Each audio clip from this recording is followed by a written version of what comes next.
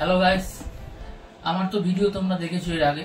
আমি basically Indian football অর্থাৎ match day blog video বেশি করে থাকি, কিন্তু আজকে ইচ্ছা হলো একটু অন্যরকম ভিডিও করতে। বেসিক্যালি ফুটবলেরই ভিডিও করবো, এটা ভেবো না যে অন্য কিছু ভিডিও মানে ট্রাভেল এরকম কিছু না, ফুটবলেরই ভিডিও করবো। কিন্তু এখন তো ইউরোপিয়ান ফুটবলের খুব চল। ইউরোপিয়ান ফুটবল তোমরা বেসিক্যালি সবাই দেখো। আর এখন কি খেলা চলছে, যে দুটো খেলা চলছে তোমরা সবাই খুব ভালো করেই জানো, তোমরা ফুটবলের খুব ভালো বোদ্ধা আছো। বেসিক্যালি কোপা আমেরিকা আর ইউরো কাপ, এই দুটো খেলা এখন চলছে। আর আজকের ভিডিওটা আমি ইউরো কাপ ভিডিও করতে চলেছি। বেসিক্যালি ইউরো কাপের যে টিমগুলো খেলছে এখনো অব্দি যে ম্যাচগুলো হয়েছে, আপকামিংয়ে যে ম্যাচ হবে অর্থাৎ কোয়ার্টার ফাইনাল যে ম্যাচগুলো হবে, যে একটা টিম কোয়ার্টার ফাইনালে উঠেছে সেই নিয়ে আমি আজকে ভিডিওটা করতে চলেছি। তো আমি তোমাদের সবাইকে বলবো গোটা ভিডিওটা তোমরা দেখো। ভিডিওটা খুব ইন্টারেস্টিং হতে চলেছে, তোমাদের খুব ভালো লাগবে যারা স্পোর্টস লাভার আর কি। তো বেসিক্যালি এখন অবধি ইউরো কাপের রাউন্ড অফ 16 আর গ্রুপ স্টেজের ম্যাচ তো শেষ হয়ে গেছে। যে একটা টিম এখন অবধি কোয়ার্টার ফাইনালে উঠেছে তারা হলো France, Portugal, England, Germany, Spain, Turkey, Netherland আর সুইজারল্যান্ড। এই 8টা টিমের লড়াই এবার হবে কে এবছরের ইউরো কাপটি চ্যাম্পিয়ন হবে।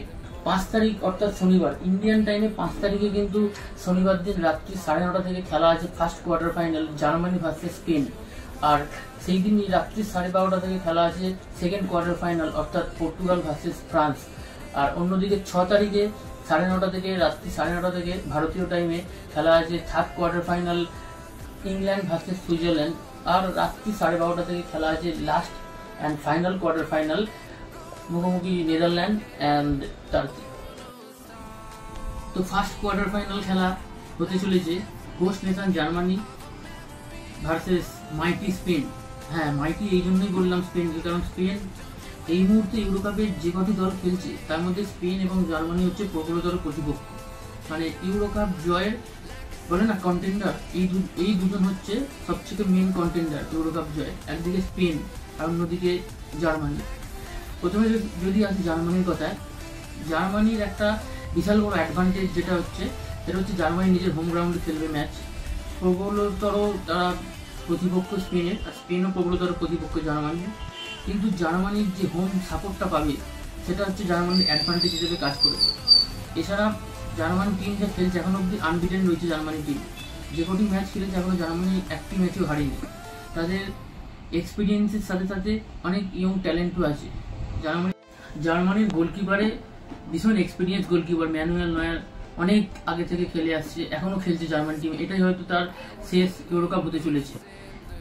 গোলকিপারে ম্যানুয়েল নয়ার, নিচে কিমিক, রুডিগার থেকে শুরু করে মিডফিল্ডে গুন্ডোয়া, মুসিয়ালা, টনি ক্রুজের মতো প্লেয়াররা রয়েছে, ওপরে কাই হাভার্টসের মতো প্লেয়াররা রয়েছে। সুতরাং ওয়েল ব্যালেন্স দল রয়েছে কিন্তু জার্মানিতে। জার্মানির কোচও কিন্তু খুব ভালো।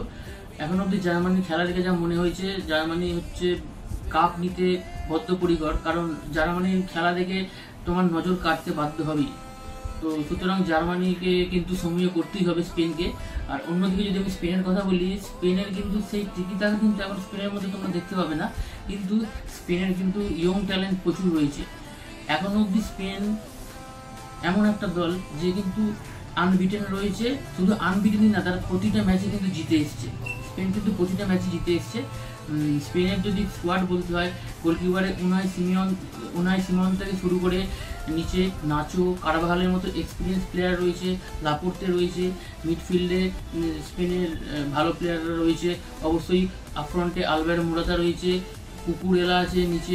স্পেনের যদি আমরা টিম দেখি, স্পেনের গোলকিপারে উনাই সিমন থেকে শুরু করে ডিফেন্সে নাচো আছে, আমাদের কুকুরেলা আছে, আর কারভাহাল আছে, রিয়াল মাদ্রিদের ক্যাপ্টেন যে সামনে ইউসিএল জিতে এসছে। মিডফিল্ডে রড্রি, পেড্রি থেকে শুরু করে স্পেনের যেটা এবছরে সব থেকে বেশি নজর কাছে তাদের যে দুটো উইঙ্গার রয়েছে, দুটো ইয়ং উইঙ্গার, একদিকে জামাল অন্যদিকে নিকো উইলিয়ামস। মানে বিশ্বাস করুন প্রতিপক্ষকে ছাড়খাড় করে দিচ্ছে তাদের পেস দিয়ে, এতই পেস আছে তাদের মধ্যে। এই দুজনকে কিন্তু জার্মানিকে আটকাতে হবে, নাহলে জার্মানির কিন্তু কপালে অনেক দুঃখ আছে। এছাড়া স্পেনের কিন্তু আপফ্রন্টে আলভারো মোরাতা রয়েছে। এছাড়া সাবস্টিটিউট থেকে নেবে জোসেলু, রিয়াল মাদ্রিদের জোসেলু গোল করতে পারার ক্ষমতা আছে তার। সুতরাং হাড্ডাহাড্ডি ম্যাচ হতে চলেছে, নেক টু নেক খেলা হবে, এন্ড টু এন্ড খেলা হবে। দুজনেই কিন্তু খুব টাফ অপোনেন্ট একে অপরের। আমাকে যদি চুজ করতে হয় ভীষণই টাফ চুজ করা, কিন্তু যেহেতু এটা আমি একটা প্রেডিকশান দেবো, আমার প্রেডিকশান, এখানে তোমরা কিছু মনে করবে না, যে দলেরই সমর্থক হোক না কেন তোমরা কমেন্ট করে নিচে জানিও কে কোন দলের সমর্থক। আমি এখানে জার্মানিকে চুজ করব এই জন্য, কারণ এক হচ্ছে জার্মানি হোম গ্রাউন্ডে খেলছে, তাদের হোম অ্যাডভান্টেজটা পাবে, আর দ্বিতীয়ত জার্মানির কোথাও এক্সপিরিয়েন্সটা কাজ করবে, কারণ স্পেনের কিন্তু সেই এক্সপিরিয়েন্সটা নেই, জার্মানির সেই এক্সপিরিয়েন্সটা আছে, যার জন্য আমি জার্মানিকে এখান থেকে সেমিফাইনালে নিয়ে যাব, আর স্পেনকে এখান থেকে আউট করে দিচ্ছি। যে যদি কেউ তোমরা স্পেনের সাপোর্টার হও প্লিজ কিছু মনে করো না। তোমরা সেকেন্ড কোয়ার্টার ফাইনাল খেলায় মুখোমুখি হতে চলেছে 2016 ইউরো কাপের ফাইনালে রিপিট হতে চলেছে, একদিকে ফ্রান্স একদিকে পর্তুগাল। ফ্রান্সকে আমি কি বলবো, হট ফেভারিট ফ্রান্স বলতে পারি, আর এদিকে ওয়েল ব্যালেন্স পর্তুগাল বলতে পারি।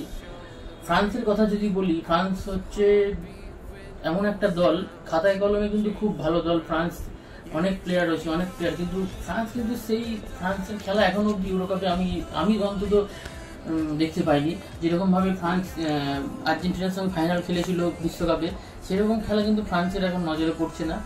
তারা কিন্তু গ্রুপ টেবিলে শীর্ষেও ফিনিশ করতে পারেনি, তাদের গ্রুপ থেকে কিন্তু অস্ট্রিয়া ফিনিশ করেছিল গ্রুপ টপ হিসাবে। সুতরাং সেই ফ্রান্সের খেলা কিন্তু নজরে পড়ছে না, কিন্তু ফ্রান্স খাতায় কলমে অনেক বড় দল আছে, ফ্রান্সের অনেক হাই প্রোফাইল প্লেয়ার আছে, তাদের কোচ দিদিয়ার অনেক বড় কোচ। ফ্রান্সের যদি স্কোয়াড বলতে হয় কাকে ছেড়ে কার কথা বলবো, কিলিয়ান এমবাপ্পের তো আসেনি, এছাড়া Kolo Muani, Antonio Griezmann, Olivier Giroud, N'Golo Kante, Rabiot, Kingsley Coman, ডিফেন্সে তো Kounde, Upamecano, Theo Hernandez, William Saliba. আর্সেনালের অনেক ভালো দল আছে ফ্রান্সের, কিন্তু আশা করছি ফ্রান্স এই কোয়ার্টার ফাইনাল থেকে হয়তো তাদের খেলাটা মানে নিজের ছন্দে ফিরতে পারবে, কারণ যত বড় মঞ্চ হবে তত ভালোভাবেই বড় দলরা খেলে। আশা করছি ফ্রান্স এই কোয়ার্টার ফাইনাল থেকে তাদের নিজের ছন্দে ফিরতে পারবে। আর অন্যদিকে যদি আমরা পর্তুগালের কথা বলি, পর্তুগাল কিন্তু যথেষ্ট ভালো দল আছে পর্তুগালে। আমরা ওয়ার্ল্ড কাপেও দেখেছিলাম পর্তুগালের যথেষ্ট ভালো দল ছিল, কিন্তু পর্তুগাল ওই কোয়ার্টার ফাইনালে গিয়ে তারা কি বলবো ডিসঅ্যাপয়েন্টেড করে দিয়েছে। প্রতিবারই পর্তুগালেরই একই প্রবলেম হয়ে আসছে, আমরা দেখতে পাচ্ছি। যথেষ্ট ভালো স্কোয়াড রয়েছে পর্তুগালের যদি গোলকিপার বলো দিয়েগো কোস্তা, গত ম্যাচের নায়ক, তিনটে পেনাল্টি সেভ করেছে টাইব্রেকারে। যদি দিয়েগো কোস্তা মানে 3টে পেনাল্টি সেভ না করতো, তাহলে পর্তুগাল হয়তো ক্রিস্টিয়ানো রোনাল্ডোর পর্তুগালকে আমরা হয়তো কোয়ার্টার ফাইনালে দেখতেই পেতাম না। সেই পর্তুগালের দিয়েগো কোস্তা, রুই পাট্রিসিও, জোসে সা, 3টে ওয়ার্ল্ড ক্লাস গোলকিপার রয়েছে পর্তুগালের।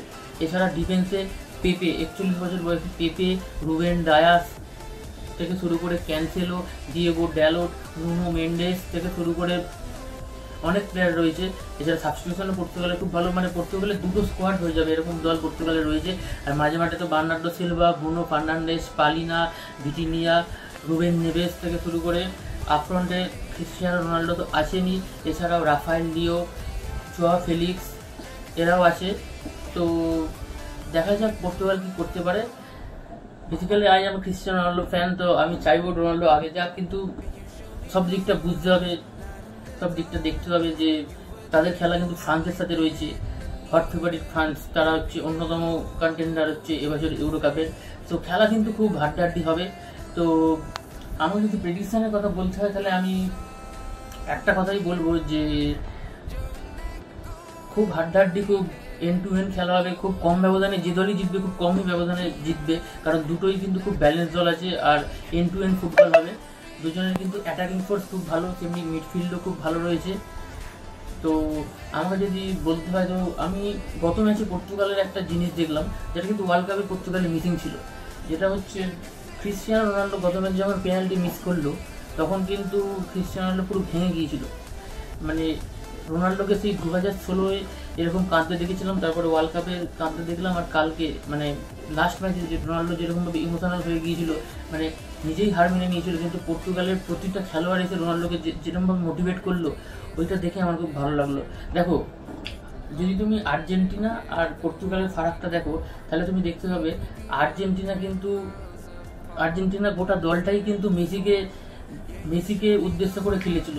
তারা চাইছিল যে মেসি বিশ্বকাপ পাক, কিন্তু পর্তুগালে কিন্তু এটা মিসিং ছিল ওয়ার্ল্ড কাপে।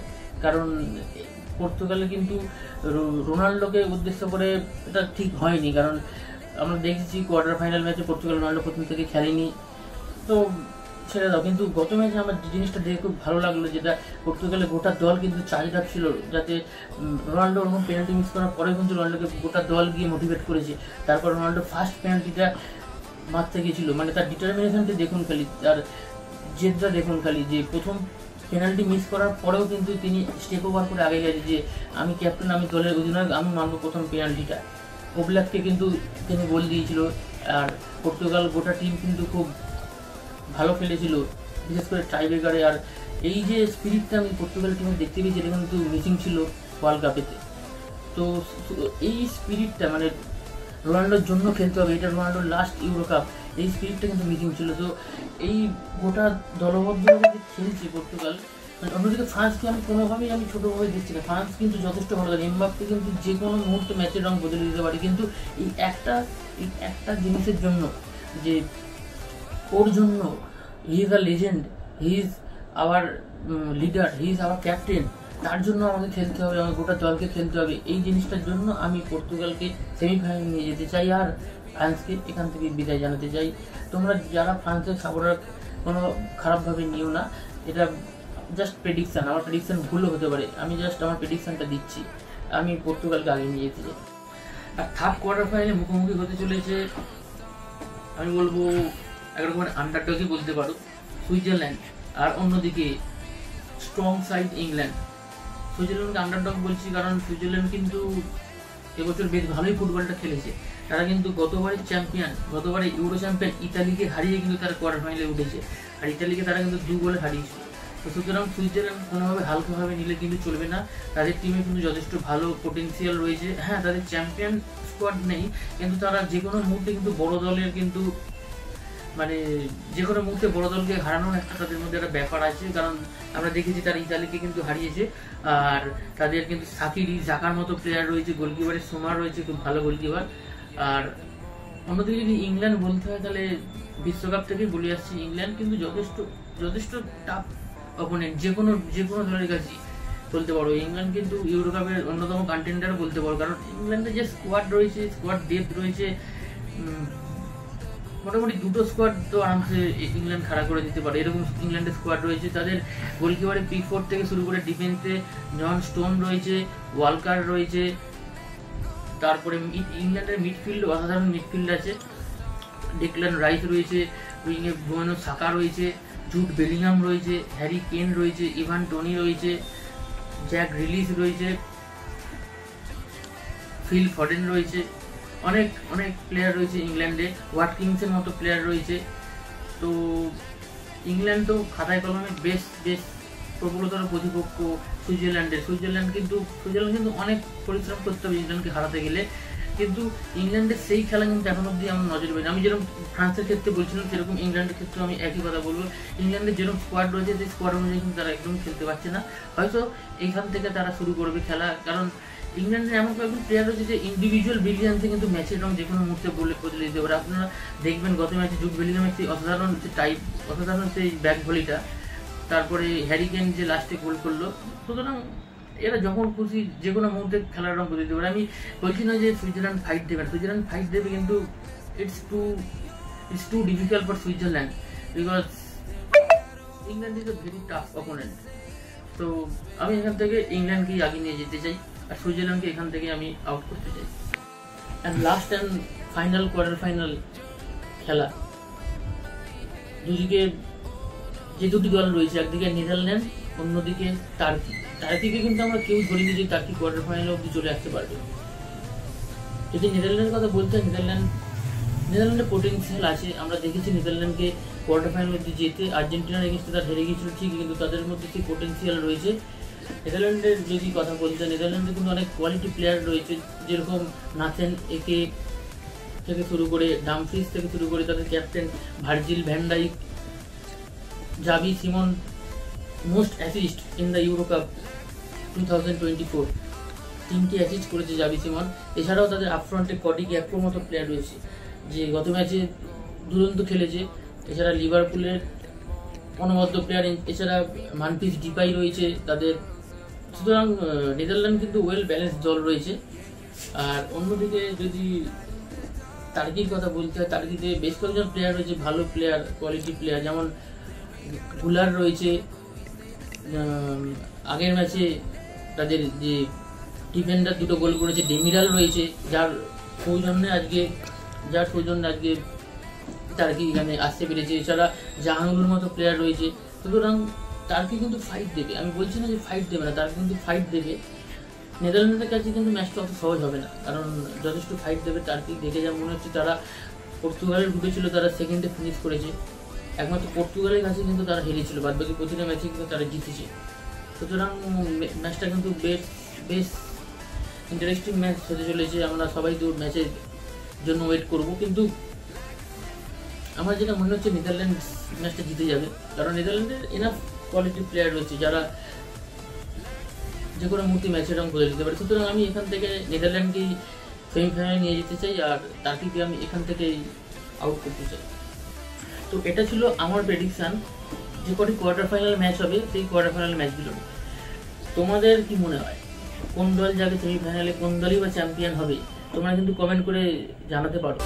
এটা জাস্ট আমার প্রেডিকশান দিলাম, তোমরা কমেন্ট করে জানাতে পারো। আর যদি ভিডিওটা তোমাদের ভালো লেগে থাকে তাহলে ভিডিওটা অবশ্যই তোমার বন্ধুদের সাথে শেয়ার করো, ভিডিওটাতে লাইক করো, কমেন্ট করো।